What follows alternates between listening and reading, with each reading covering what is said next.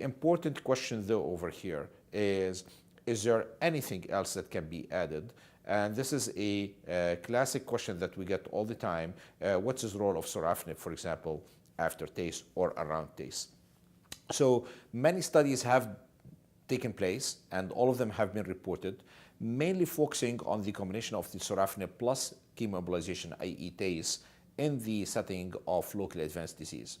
Among those, the one that's most recognized and reported at all times are the what we call the SPACE study, which was led by Dr. Riccardo Lencioni, our colleague from interventional radiology. There's what's called the TACE2 study from the UK. There's NECOG 1208 study from the cooperative groups here in the US. And before that, there was a Japanese-Korean study. As a very important example and really a reference to that discussion, the SPACE study that randomized patients to chemoembolization with sorafenib without any stopping of the sorafenib, i.e. through and through, patients will just continue taking the sorafenib and just the TACE in between. Unfortunately, there was no difference between patients who received that kind of intervention versus patients who received TACE alone without sorafenib. And i.e. any thoughts about that sorafenib do contribute to local therapy in the setting of TACE, unfortunately did not pan out. As such, it's strongly recommended that combination of TACE and sorafenib is not the right approach. If anything, if a patient has local disease, then by all means, local therapy like TACE is appropriate, but the combination is not really appropriate per se. One argument some people might bring up, well, maybe the patient has a little bit more disease than a TACE would allow, maybe a little bit of the combination. I'll do the TACE, I followed by sorafenib. Again, the data does not exist.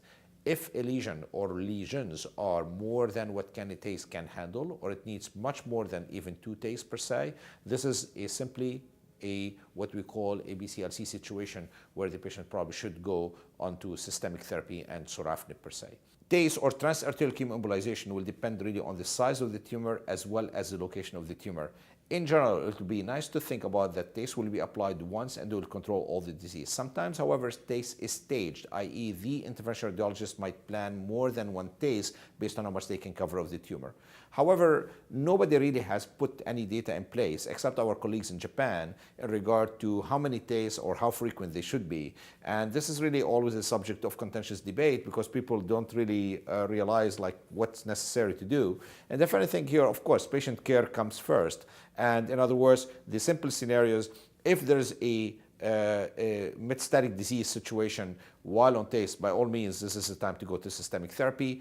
If we try TACE more than several times, like let's say 3-4 times, and especially if there's a narrow sequence in between, i.e. about 1 to 2 months in between, this is again probably something telling us that probably time to go to systemic therapy.